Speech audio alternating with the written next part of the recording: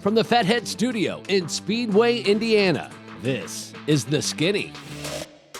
Maybe I need to start in the trash truck business. Don't rule it out. So my body holds about 11 units of blood, the average human body, guy my size, and I had 22 units put in because I had 2 full oil changes. He's airborne, and then I'm above him.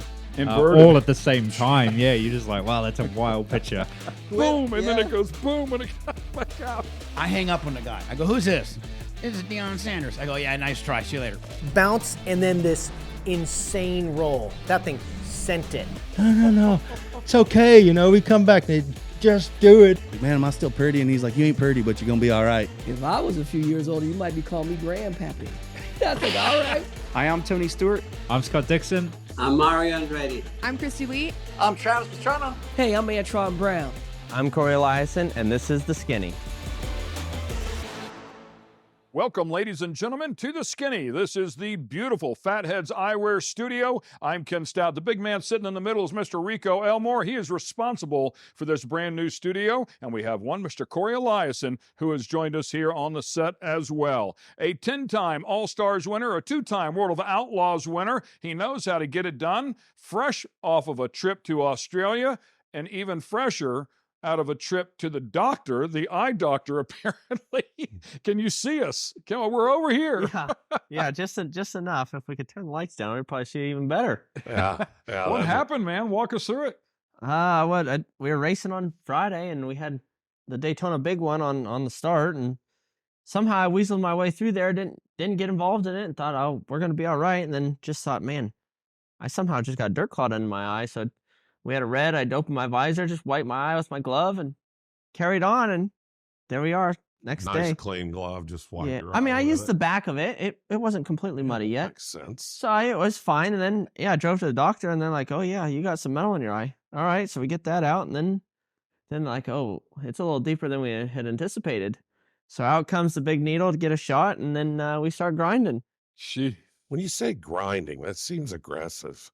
He said grind. I mean, he fired the thing up, and I don't know. Like an sound angle like a drill? grinder? Yeah, I mean, it looked like a one of those electric pencils, like the stencil or the scribe, something like electric scribe. It looked just like that, and the thing it seemed a little wobbly, and I'm like, well, it's better if I just don't look at this. The fact that you can see it wobbling is a positive. No, my eyesight was good. It was just very irritated.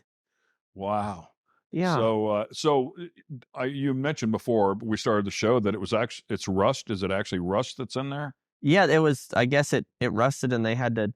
That's what they grind or buff or paw. I don't know exactly, but they sit there and they get the rust out of it because that's, it's not smooth, so it makes it rough and it's irritable all the time. So I guess it. So did it happen right then? It wasn't in there before? No, it was not in there. I mean, if it was in there before, it was not anywhere that I felt it. And I went through, and I mean, I got out. I can remember I went through the infield, had to cut through the infield, and I popped back out on the infield and rolled up, and then I just felt something like in my eye. I just had thought it's just dirt, where dirt comes through there all the time. So I just anticipated, oh, it's dirt. So that's why I just pulled my glove back, went like this, and shut my visor, and off we went. One of those deals you grab your eyelid and pull it out and wipe your eye and hope it goes away. And, yeah, that's what I mean, afterwards. It a little bit more. Yeah, afterwards, that's what I was doing. My whole drive home was sitting there holding my eyelid down, trying to make my eyelid water so that way I'd wash it out. And after about 2 hours of that, I realized I don't think I was going to get this out. You don't think a eye wash station would have done the job for you at that point? I think I was past that point. I was at the point of no return. Determination probably ruined it for me. It's horrible. I have been through it. It was a long time ago, maybe 15, 18 years ago, but same thing, working on a car or something, and I got a little bit of rust in there, and it embedded itself because it was kind of cupped. So the cup part was up, and the edges all just dug in. And then you try to get it out, not knowing what it is, and you end up burying it more and more and more. And same thing, had to put a shot in my eye, and they hold your eyelids open, and then they go in and start digging. It's a special moment. Yeah, that's the first thing they sit there. Okay, just lean your head up here and don't move. Yeah, okay. Yeah, I'm not gonna move. Sure, no problem. Sounds like a great idea. Yeah, grind all this stuff coming out my eyeball. Yeah, I'll just sit there. No problem. Have you ever burnt your eyes? I've never burnt my eyes. Have you? Welding? Yeah, I've gotten flash burn a few times, but you just pour milk in it. Yeah, I didn't know about that part. That'd have been good to know at the time. Yeah, you pour milk. Surprisingly, milk works. That's the same when I lived in California and we had a vineyard, and when you'd have to sulfur for grapes, so that way it wouldn't create mold, right? We'd sulfur. Well, sulfur could get in your eyes, and that's really bad. And I got it in there one time. The wind changed direction right after I got done at the end of the row, and I lifted my goggles up to wipe my face 'cause I was sweating, and right, I turned around and I see the gust storm come flying through, and it went right in my eye. And I didn't know about it either until the farmer next door is like, "Oh, yeah, just go get some milk and pour milk in your eyes." I'm like, Wow. "Yeah, I don't think so."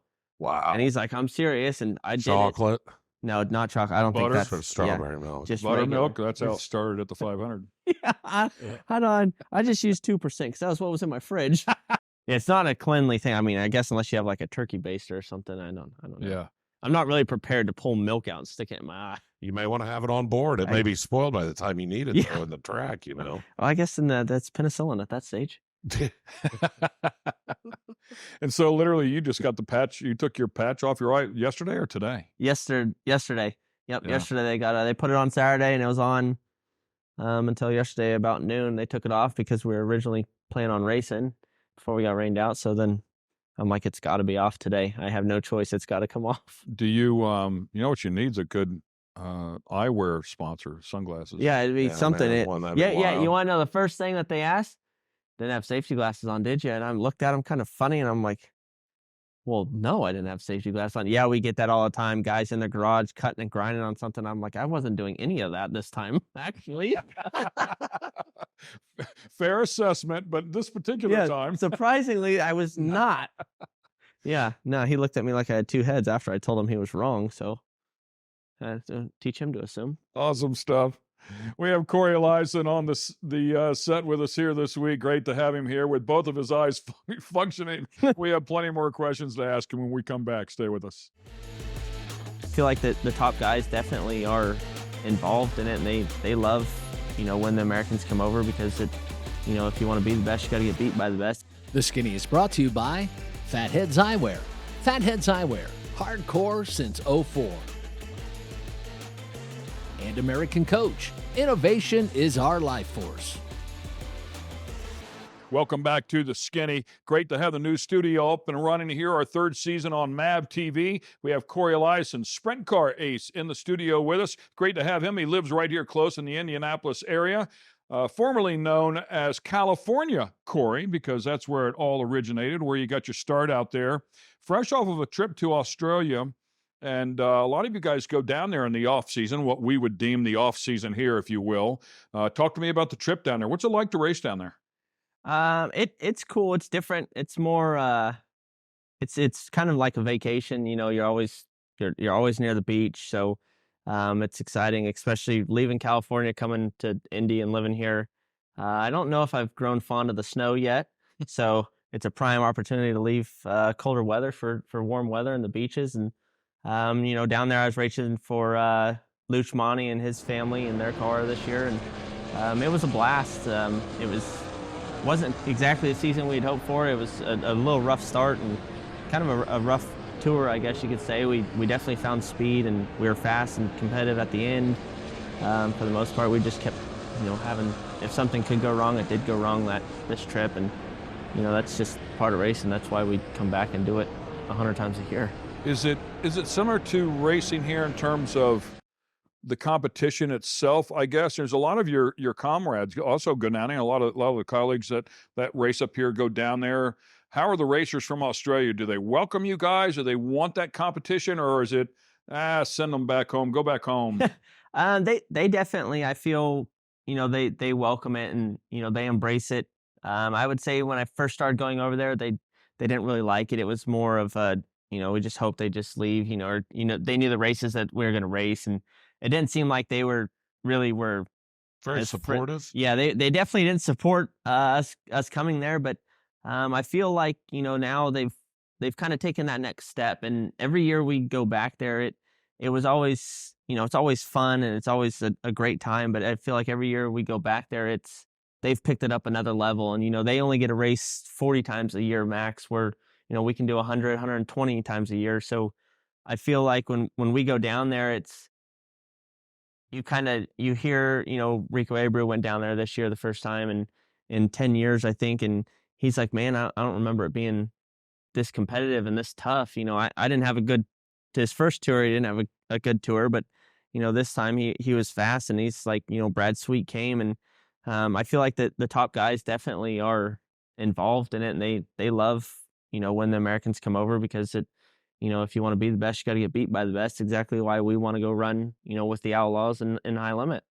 Yeah, that's really interesting stuff. And you're exactly right. I mean, I think you race as good as your competition, and until you see somebody bigger and better, not bigger, but somebody come in here better that's faster. Yep. Maybe you don't dig as hard. It's like when you see somebody come in and put a decent amount of time on, it's like 4 wheels on that thing, just like mine. Where, there's something there we're missing. Yep. If it's in a damper package or whatever it may be. So yeah, I agree with that 100%. It could have gone the other way. You guys could have been chasing them.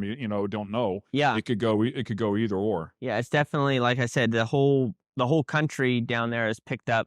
I feel is they race more. They race more competitively. They take it more as a profession. It's not just kind of something they just get to do on the weekends anymore. So, like I said, it's you learn off of by getting beat is how you figure out how to think. Do they have a series on there where the guys can make a living, like a World of Outlaws or like a high limit? There's a few guys who do it like as that's what they do. It's a lot tougher just because their season's a lot smaller than ours, and why is that? It's just they don't have the population. So if you look at Australia to the United States, the land mass is the same size, but they only go 50 to 75, 80 miles inland. So from the beach in, they just live around the border of all Australia. So the population is there. So it's a little harder to promote. And just, the government's usually involved with the racetracks, and there's always, a governing body and a series. And so it makes it, there's a lot more politics, I guess you can say, involved on trying to jump through hoops to make races happen. And, we saw it, we ran at the Motorplex, this year, and that's mainly where we ran. Their weekday shows are, they're kind of down. It's hard to get people to show up, even though they have holidays, over there. Everybody stops work December, 23rd, 24th, and they don't go back to work until after New Year's, basically. So it's like they, at minimum, and some people don't go back till the 10th of January. So they have a section that they can, go on vacation and explore and do stuff, but they don't want to just all spin at Speedway. There's diehard Speedway fans, just like there is here. It's just they got to take their time wisely, and I think, with the way the economy is here, it is over there too. Inflation's involved. So I think they just have to manage, how they go about their process of, which races they can go to. And, we want to take the kids to the beach or see the grandparents or, go on different things. So it's just, it's a smaller market to grab from ultimately. They only remember the guy who crashed the biggest and the guy who wins. So if you're not going to win, you might as well be the second guy they remember. Welcome back to the Fatheads Eyewear Studio here in Indianapolis, Indiana, the racing capital of the world. I'm Ken Stout. Rico Elmore sitting alongside. Cory Eliason has joined us here on the set. Ace behind the wheel of a sprint car. Plenty of seat time as well in a midget, correct? I have done a few races in a midget. They're definitely not the highlight of my career, but yes. I mean, they might have been the highest point of my career, but as far as elevation, but I don't know if it was a high point. It's pretty amazing business you put on it there. Oh. So good. I mean, it looked good on paper. Yeah. Good highlights reel. Yeah, I did make the high. I mean, hey, that's it. What was that? The Dave Despain, the Fast 30 or something. Yeah, the wind tunnel, but he always had the 10. I think I made it on there twice. Not something you want to gloat about, but I mean, I do recall that once at Tulare in like 2012 or 13 with the Outlaws when I went flipping through turn 1 in a flaming ball of fire, and then the next. I mean, if you're going to do it, you might as well catch on fire. They only remember the guy who crashed the biggest and the guy who wins. So if you're not going to win, you might as well be the second guy they remember. Might as well get your sponsor some kind of love. Oh, look, they're dragging him out. That's a great story. Justin Henderson, who still races, and Jason Myers, I think his name was, right? Jason Martin. And we were just getting started as a company. And the guy that worked with them, working on sponsorships, you know, we were trying to put together some B2B deals, and they put our big Fatheads logo on the roof of the winged sprint cars, and they're at Knoxville, right?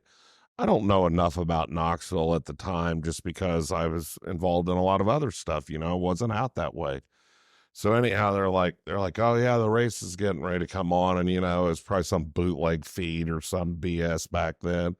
Anyhow, I'm watching it. Jason Martin sells it into one, ends up getting all wadded up, laid over on its side, and so it's laid over on the left side of the car, and all you can see is our logo on the screen for about 10 minutes when they're trying to peel him out of this car, right? Because it's on the wrong side, so they can't get him out of the other side. So they're trying to get the car back over because it's laid right up against the wall too. So there's no moving him quickly. But so we like that sometimes. We don't want you to get hurt by any stretch. No way, no how. But I mean, if you could make it spectacular and still climb out of it, I mean, Jesus, you just drove across the infield and got rust in your eye. I mean what's going on here? Oh, that's got to be a 1 in a billion chance. Yeah. Did you buy some lottery tickets? I know. I think I used my luck there. Yeah. Got it. So let's go back to Australia. We'll finish this segment out here, but I'm curious about the dirt. Is it the same? I know you go on a lot of different dirt over here in the States, but is it any different? It is. I feel their dirt is, it's a lot sandier. So literally You're close to the beach, I guess. Every racetrack. I mean, the Motorplex, they have the Motorplex. So on the front stretch side is where the main grandstands are. Right behind that is the drag strip. And right behind that is a huge cargo offloading yard for container ships. And I mean, we are not even, they would say kilometers, but I mean, we're not even a quarter mile from the pits to the beach. Well, there's not really a beach there, but you know, the water right there. So every track is, I mean, same with Warrnambool. I mean, Mount Gambier is probably as far as I know, about the furthest away from the ocean, because it's kind of close, and you're like an hour away from the ocean or the water there. But it's really, you know, for the most part, it dries out. It seems to be a little more abrasive, but it's also, their sun's at a different spot, you know, than ours is, and just, you know, the way their days are a lot longer. The sun's out till 9:30, 10 o'clock at night, and it's a lot hotter, and there's a lot of wind, so everything adds into that. So setup's completely different. Does anything over here translate? Yeah, I mean, it's still a race car. It still has to function, still has to have the drive, and you know, each tire that you're trying to get is. And I'd say I feel like, I mean, at least for me, every year I go over there with intentions. Oh, this is what I ran there last year, and that's what we kind of start with.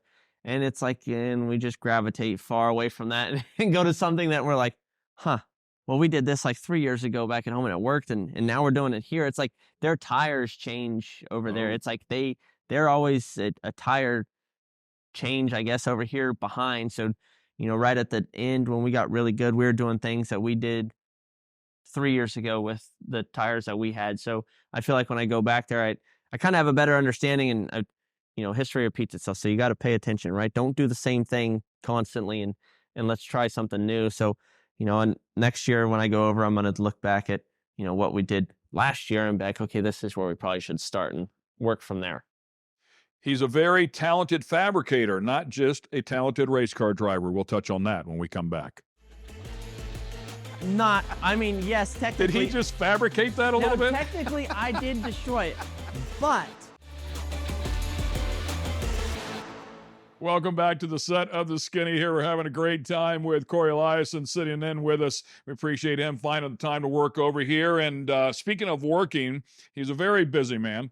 We talked about him not just being a great race car driver, also a great fabricator as well, and has been doing that for a number of years now, some 10, 12, 15 years. How long have you been fabbing?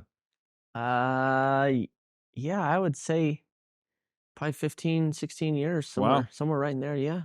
When did you find out you had that skill? I'm guessing as a kid, as a young man, you wanted to tinker with this, tinker and that in the shop with dad, something like that. But Jump bikes into a pool. I mean, anything like that. Yeah. Well, you had to fix a bike after you jump it into the pool. So We did do that. That was, I mean, I don't think that was, at that story, we were young kids. That wasn't us. That was definitely Cody antagonizing me and Tanner to go do that. Cody, as in Cody Swanson. Cody and Tanner Swanson, the Yes. two calmest brothers in racing. Yeah, they're very calm. Yeah, I mean, me and Tanner grew up. We obviously raised hell together, but that was, Cody was always older, so he was meant to watch us.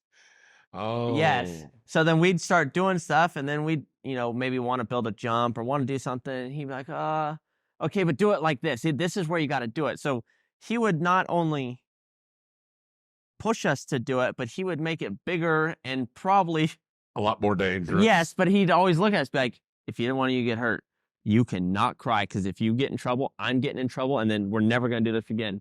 So we were always, we would end up getting hurt, and we'd sit there and we'd just be like, whimpering like, oh yeah, just not in front of mom. Just don't cry in front of mom.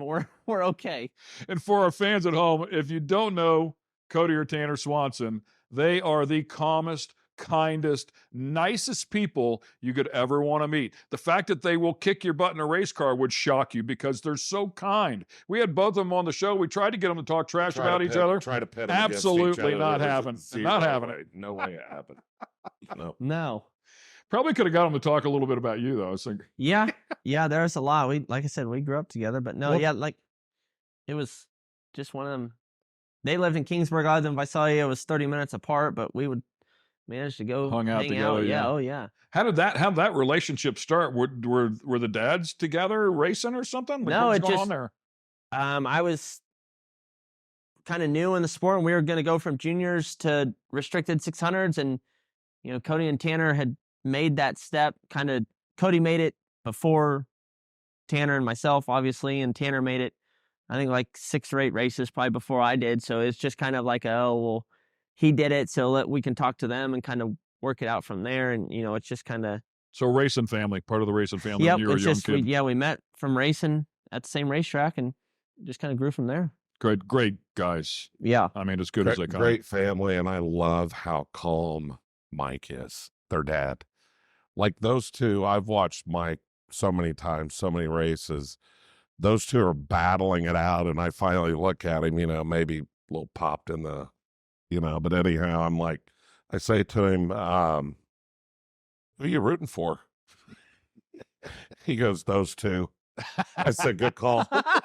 It's like totally just, we're not getting into that, but there's been some tough battles, and I've watched those two, both of them lap the field at IRP.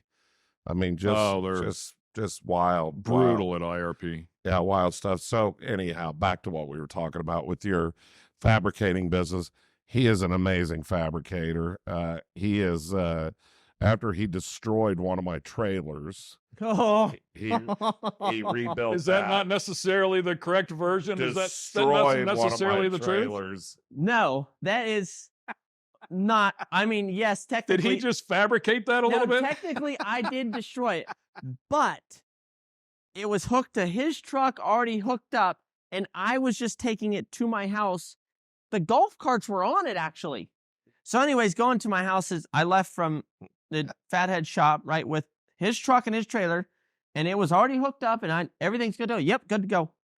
So off I go, and I make it, and I mean, I am coming like kind of, obviously there's just a little hill you come up, and you just come up the hill and you kind of make a left, and you go down about. You apexed it at speed? Yeah, I mean, you can't go up the hill very fast because it's a blind hill. You get up to the top, and it slows down because it's like a Y, the road Y, so you have to stop anyways because people don't pay attention to the stop sign, so you got to just slow down and make sure. Well, that was my problem. I come up the hill and I go to slow down, and lo and behold, it's a 2-inch ball on a 2 5/16 receiver. The trailer comes off. I can't believe he hooked it up wrong. Yeah. Trailer comes off, wedges up underneath the truck, and mind you, I'm on the phone with my old car owner this last time when I ran for Routine. I'm on the phone with him the whole time. It blows me through the intersection up into my culvert, and I'm stuck up, and I'm like, in my F450. Yeah, and at that 450, I'm on the phone with Kevin Rudine. I'm like, hey, I'm going to need to call you back. Oh, okay. No problem. Yeah, I'll talk to you later. Hang up. And I'm like getting out. I'm like, you've got to be kidding me. And it's truth. Like they say, you know, all accidents happen within, you know, a few miles of your house. I mean, I can see my house. I am in my yard. Crashed. He calls me, he goes, hey, we got a problem. I'm like, yeah, what's that? He goes, well, the trailer came off the back of the truck and tagged the bumper. Or no, did it tag? No, it tagged the I think it got the bumper, and I think it might have just barely got the tailgate. Yeah, just one little dent in the tailgate, but it hit the bumper. He goes, yeah. He goes, I think you had the wrong ball on it. It just came right off. I go, all right, well, I guess you got to use the other ball then. I go, are you okay? Yeah. All right. Don't worry about the rest of it. We'll deal with it later. So mind you, yes, I am in the middle of the road. The truck's in the ditch. The trailer's half in the ditch and in the road. And I'm trying to figure out how I'm getting this thing unstuck because it's off the edge and it's blown the motor, you know, the lift off the front of the trailer. It's blown that right off. And I'm like, I don't know how this is. So I'm out there with a jack in the middle of the street. I have this thing jacked up. I got my other truck hooked to it, pulled it back out of the ditch. And I mean, I towed this trailer down the street with a jack because I couldn't get it high enough because the way the trailer was built, it was a tilt trailer. So I couldn't lift it up because if I tried to get it up just high enough to get on the truck, it just flipped back. But the best part, and I know we got to go to break here, but the best part is he and I, a couple of weeks before that, when he gets his powder coating booth, very heavy, right? So we go with that trailer to get it. I guarantee it's on the 2-inch ball because when I got the trailer, the guy said, oh, yeah, it's a 2-inch ball. So what do? I use a 2-inch ball. I don't think anything of it. Think this is the guy that's selling it. He's towed this thing around Indianapolis for a year. Oh, yeah. So multiple people. So now we have went to pick up this trailer that is heavier than pick up this booth, this and big oven. furnace. And oven. Oh, it's heavier than all get out, right? We absolutely. It was snowing that day too. That was our problem. Just to add, we uphill both ways. We ripped the axle carriage right out from underneath the trailer. So the trailer's sitting flat on the trailer is like the axles, one's forward, one's back. And I'm like, we got to get this straightened out or we're never going to get out of here. So now I've got the winch hooked to it and I'm pulling the axles over the side of the. He goes, we're going to kill ourselves doing this. We were full MacGyver in IPC's parking lot because that's where it got delivered and trying to get this axle back while it's snowing, frozen on the ground. We can't keep the trailer wheels from sliding.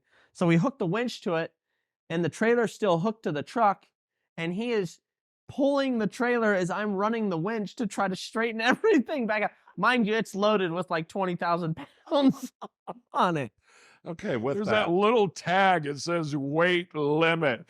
We'll take a quick break. We'll be right back. Bam, there we are again. So, yeah, he's not getting it back until we finally use up the luck out of it. The Skinny is brought to you by American Coach. American Coach. Innovation is our life force. And Fatheads Eyewear. Fatheads Eyewear. Hardcore since 04. Welcome back to the Skinny. Great stories being told here by Cory Eliason, Rico Elmore, right in the thick of it. These guys have been friends and business partners for a number of years, which I'm a little surprised I don't see something on the memorabilia wall that would. Have you got a wide shot, Michael? Maybe you can show the wall there and see how there's nothing. We'll show something here before the show's over with, but I don't see one that says Cory Eliason up there anywhere. Corey? Nothing up there. Look at that. Well, there's still there. We slowly barely touched on this. Yeah, it's amazing. Yeah. See a lot of other people that we've helped over the years. Yeah, the only thing I can really figure out is that the luck ran out and all of those. Can you see the wall over there? Yeah, I can. Yeah, I just blind that light. But no, I think the luck ran out of all those suits, and that's why they're not using them. See, mine, I put it on every time like we're not running, and bam, there we are again. So, yeah, he's not getting it back until we finally use up the luck out of it. It's still so it literally is your favorite. Oh, it suit. still gets used. Oh, yeah. Superstitious at all? No, just a little. Did you get the needle that they rammed in your eye? I mean, maybe we could put. I don't think there's any luck left in that thing. We can. He finished the race. He was happy. Of course, you got to finish the race. I mean, Jack Hewitt did it with his belts untied. I'd done it Eldora, so. But that is funny. You said literally like, that's my favorite suit. It's not here because you had mentioned, you brought up Brady Bacon, said he couldn't get out of that orange suit fast enough after 5, 6, 7 races. He called me. He goes, "Hey, I'm coming to Indy." I go, "Yeah." I said, "What's up?" He goes, "I'm going to stop by." I said, "All right, what's up?" He goes, "You know that orange suit that we got this year?" He got 2 or 3 different ones. I said, "Yeah." He said, "The orange one with the blue on it." And I said, "Yeah, what about it?" He goes, "Yeah, things haven't went so well in that. I'm going to bring that one down. You can have it. Do whatever you want with it because I'm not wearing it anymore." I just love the racers and their superstitions. I can't tell you how many times in production when we're out doing a race and we'd have the onboard camera guys would come back into the compound and say, "Nope, they don't want an onboard camera." Nope. They said last time they had it on, they crashed the boat or whatever the deal was. And I remember going over, I think it was drag boat racing. I remember going over, and whoever it was good friends with them. And I literally looked at the driver and I said, "You realize that camera has absolutely nothing to do with how that boat runs, right? I mean, nothing. It's not going to, it's not full of luck. It's not bad luck. It's just an object. That's all it is." He said, "I don't care. You can sell it all you want. Not going on my boat." Did not matter. Hey, I watched Stewart, and think about this at the time. This is when Tony owned the All-Stars. And here they are. He has this guy out there promoting the series. He's got GoPros on his car and all this and that. I have no idea what's going on, right? I've been sitting up in the lounge BSing with him. We come out, and the next thing I know, Tony's taking all these cameras off. I said to him, what are we doing with the cameras? He goes, "Yeah, we're not running those." And the guy goes, "Well, I talked to Jimmy." He goes, "Yeah, Jimmy doesn't drive this car." He took there was 4 of them out there. He's like just unscrewing all of them. I'm like, oh my God.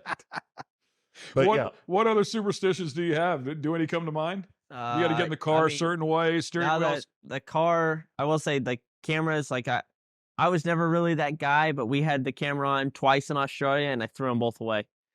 So those cars were write-offs, and I'm like, yeah, I'll never run cameras again. So another guy came back, it's like, "Hey, we want to do the camera."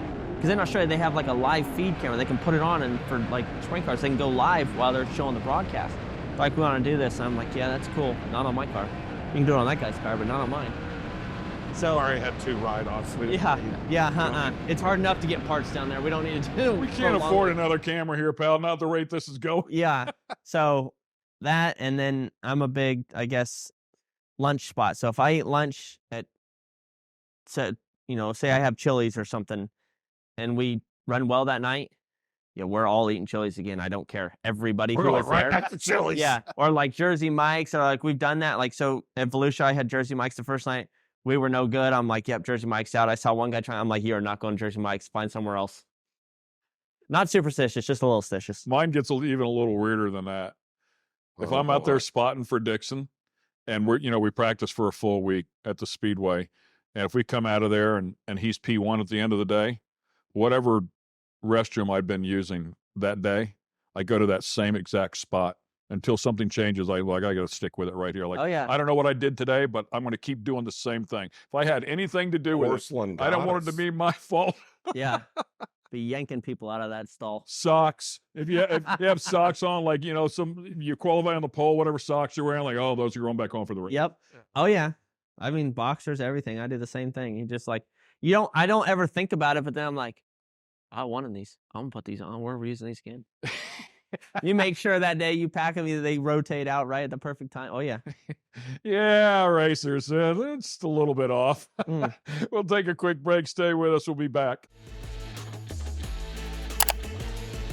Want to get the skinny on other guests and different types of motorsports? Check out our YouTube page and get the skinny. Welcome back to the Skinny. We have Cory Eliason on the set with us here today. That is Rico, making sure both of us are okay with just a gentle touch of the hand. Yes, we're here, pal. I have no clue what that was about. What was that? But he's a friend of mine. I'm good with it. By the way, I haven't mentioned him here yet. Again, Michael Young behind the controls. It's only segment 5 now, or 6. So, yeah. Thank you. Thank you. Keeping us in line honest, here. Keeping you honest. Is Nice to have you back, pal. Thank you. It's been a joy. By the way, we have to give him some acknowledgement. Rumor has it he did a really nice job at the Speedway for the Eclipse, as we had totality here in Indianapolis, one of the few places across the stripe of the country, I should say.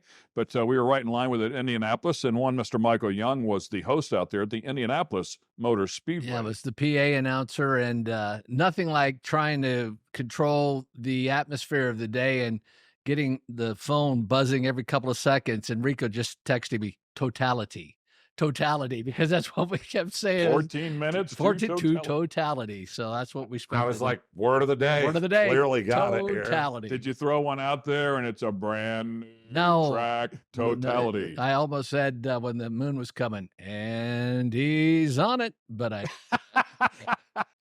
So with that being said, yes, Michael did an absolutely amazing job, because when he was talking about it the other day when we were in here, he said, he goes, yeah, I'm going to be on the PA. And I thought to myself, I didn't say anything, but I thought to myself, what in the hell is he going to talk about that time? Me too. I mean, there's only like 3 minutes at this thing. I thought about that too. And he's out there for 6 hours. I'm like, oh man, you can have it, brother. Yeah. Oh yeah. And I thought it was awesome. Ed Carpenter taking some laps. For people that in it. So that was a brilliant idea. People that had, like you said, never been to that racetrack, no clue what it's like to see one of those cars go around there at speed. And that's what I told Michael. I said, listen, I saw Mr. Penske and his wife waiting for the helicopter. Whether they clearly wanted to talk to me or not, we were going to talk, because I was at that point in the game. So, but I got out, and they're wonderful people. And I said, hey, you guys knocked it out of the park on this. I mean, this is really, really cool, because at the end of the day, it was exactly what we're all talking about here. It was an opportunity for so many people to come there that have never been there. Well, I'm laying in bed. I can't move right now. Okay, well, what happened? The Skinny is brought to you by Fatheads Eyewear. Fatheads Eyewear, hardcore since '04. And American Coach. Innovation is our life force. Welcome back to the Fatheads Eyewear studio here in Indianapolis, Indiana, the racing capital of the world. I'm Ken Stout. Rico Elmore sitting alongside. Cory Eliason has joined us here on the set. Let's talk about this year. High limits. Yep. They're on full schedule. I think 59 races is what I read. Obviously, Kyle Larson, Brad Sweet behind this effort here, as they basically took over the holdings, if I understand this correctly, from the All-Stars. Yep. So and I looked down through there, and the drivers that are in the top of the points, and dude, some players, man, some players. You got some tough competition. Yeah, it is. It's good for our sport, though. I think it's definitely as if it's exciting for fans to kind of go out there and see the difference that this has done to, just open wheel racing as a whole. As I feel that the racing's changed, the energy levels change. You feel it when you get there.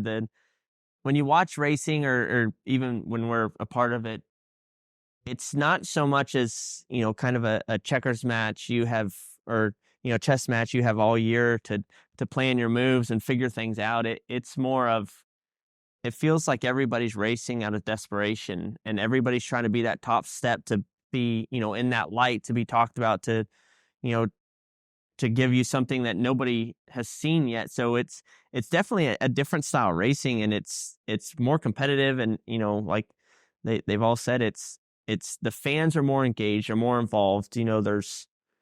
There's, I guess you could say, there's talking going on between High Limit and High Limit and Outlaws, not necessarily between the two series, but, the drivers or the fans or the crews that kind of, choose a side. It's almost, it it created not necessarily a complete divide, but it did divide it. And there's There fans. is a division now. There's fans of, Yeah. outlaws and we don't like any high limits, and there's fans of just high limits and we don't like any outlaws. And it's generated this new energy that has never been around before. So it's pretty cool to see, the fans kind of get involved. The fans can kind of, trash talk each other and trash talk drivers, and, they're just more involved with it. And it seems like it's brought them in on, the whole scene of everything as they've watched it start. And, that was the whole high limit theory, is to engage fans more and to bring them, into the life of, a race team, a driver, a crew guy, an owner, how it all works, the inner workings, and,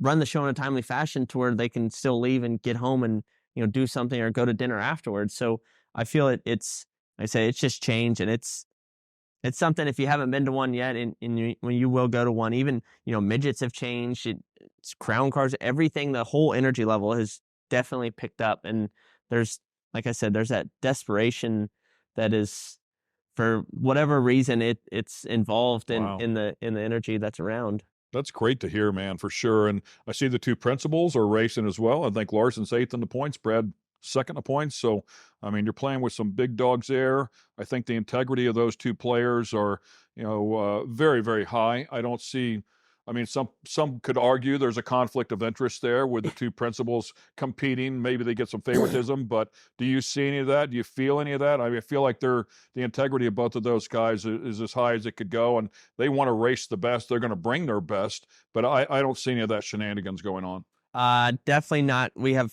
Mike Hess as our, director of competition. He by far runs the best show there is in the country at any stage. It's fast, it's efficient, and he don't care. They might, if there ever was any talk of, hey, well, we need to do this to help us out, it's a definite, I do not think so from him. So that's cool having him involved. And I think he's, like I said, I believe he's the best guy for the job. So real quick, tell us who you're driving for. Tell us who your sponsors are. I drive for Ridge and Sons Development. It's Brian and Lisa Ridge out of Knoxville, where the team's based out of Knoxville, Iowa. They've been around for a while. This is obviously my first year.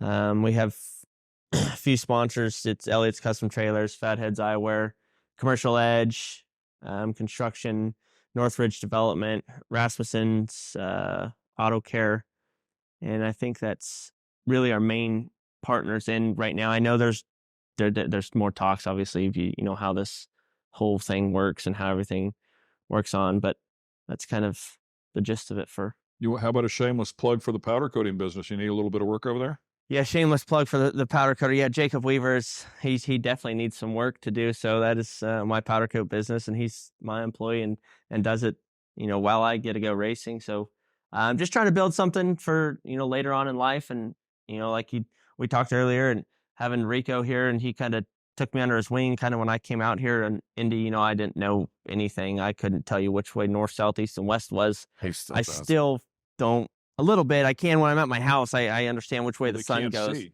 Yeah, can't see. And that's a big wing, by the way, to get under. So. Yeah. So it's the business has grown, and with him, he's kind of helped me, meet a lot of people and help kind of expand what I've been able to do, and does great work though. So it's not if he did bad work, I would be the first to tell him that he was doing bad work. So I can believe it too. But his fabricating, I mean, literally that trailer that we housed, he put that trailer back together better than it was new. So I think it's awesome. But man, it's appreciate you coming in last minute.